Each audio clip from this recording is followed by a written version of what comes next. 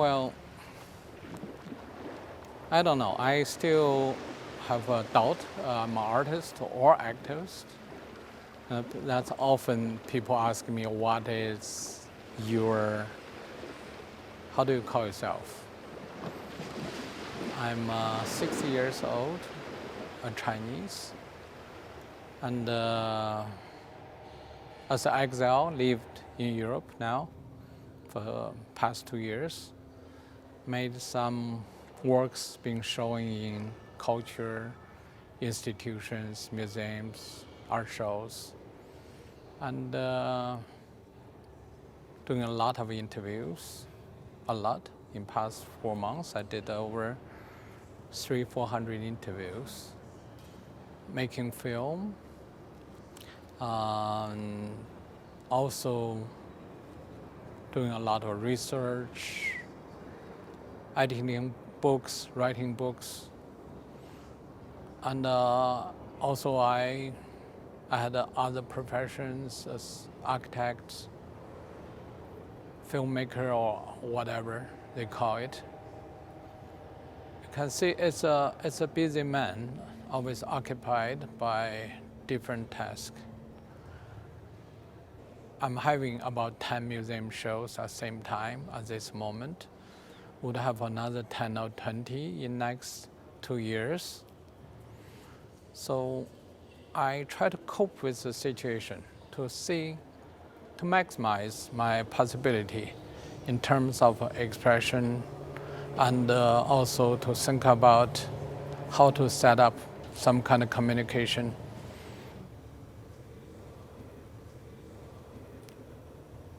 The title of the work called The Law of Journey is from the writer Kafka. And I think Kafka still is one of the most intelligent modern writer talk about the impossibility of individual, a modern man, and to how it would relate to the political structure, the power, state or judicial or any kind of system. So when the work of what behind me here is come out my year-long studies on global human rights condition. The subject matter is refugees. In today's world, over 65 million people being forced out of their home. Not a single of them willingly to leave their home. They're forced out by all kinds of reasons. The thinkable reasons, like a war, and many other reasons, famine, lacking of necessity, support of life, environmental change, climate change, and religious or all kind struggle.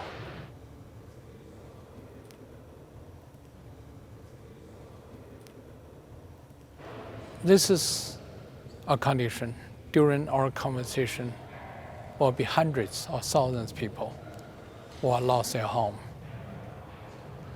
And the average refugees will stay as a refugee, average of them, as over 20 years. And those people very often being forgotten, been neglected, stay in the dark somewhere we don't want to see, in some corner, some island, some camps, and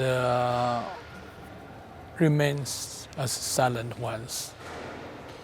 They are living, but same time they have no voice, and they have no identity, not as individual, not as someone belong to state. Very often those states abandon them and will never help them out. It's impossible. The place very neglected, even in Europe or in any other place. Even they land in those locations, they will never really gain back their dignity. they stay as unemployed. The children would not be educated. The women would have no place to even take care to wash their clothes or to really cook for the children. So this is work about our human condition. And those conditions, as artists, how can we avoid not to, as a profession, you talk about human emotions, you talk about those necessary aesthetics, moral conditions of our time. So to try to think you're elite or you're privileged from a human condition is a shameful judgment.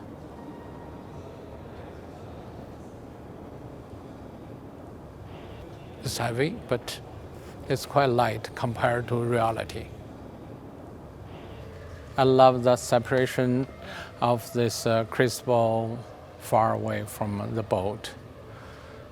But that's also reality. People trying to imagine or trying to tell our fortune as separate from the reality.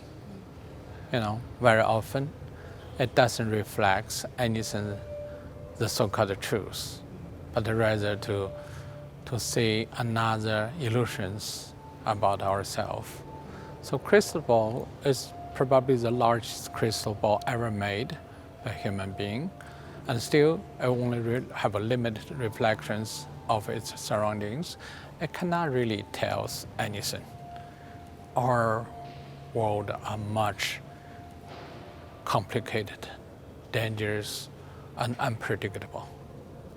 And this boat, 60 meters long, over 300 figures on it, industrial looking, brutal, almost to the degree senseless, but same time it doesn't reflect our reality, much brutal than that. It doesn't have the water, the ocean waves, the dark and the cold relations to the real human being, the body temperature. The baby cannot cry in the middle of night only because they don't want people to find them. And smugglers has been brutal to them. And they have to hide in bushes for days or months to wait for the moment and to catch the wave. And all crowded in a little dingy boat, overpacked, hundreds of people in one boat. Very often you hear 300 people lost in the ocean just because one boat flipped. 300 people, it's like a few jets being shooting down. Our news will not talk about them. They're just figures. They don't count as human beings. Yes, we have our daily routine to look at more positive, happy side. But how can we ignore that? How can our world survive with this kind of crime happening at the same time? So what we have seen here, the boat in this industrial building here in a very cultured event, a biennial, people celebrate our art or our culture-oriented understanding. But at the same time, we should look a little bit deeper about what those work really represent. Why these artists have to make such ugly, terrible, horrifying work in his life. So those are questions. That's why we made the film. The film tells certain facts. Film is never the truth. It's far from the truth. But still, it's effort to get closer to the truth. Do I think there's a way we can all live better together? First, we have to understand Weiwei and what is the essence of living better. I think first we have to achieve this understanding of ourselves. That means our humanity. And and human rights and our struggle we are facing today. And of course, it's a lot of things to talk about: women's rights, children's rights, gays' rights, and so much argument. But very essentially, rights to live and to have very essential children to be educated without famine, to have a necessity of life. Those things has to be discussed globally. And there's no way we can achieve peace or justice without those fundamental understanding. There's simply no way. And without achieve those understanding of our condition, then we would allow the media to tell the lies.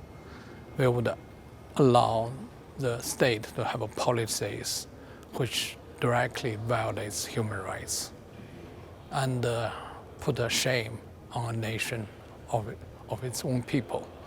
And we will allow states selling arms and have dirty deals with dangerous area to crash people and continuously produce tragic situation for other fellow sisters, brothers, mom, and children.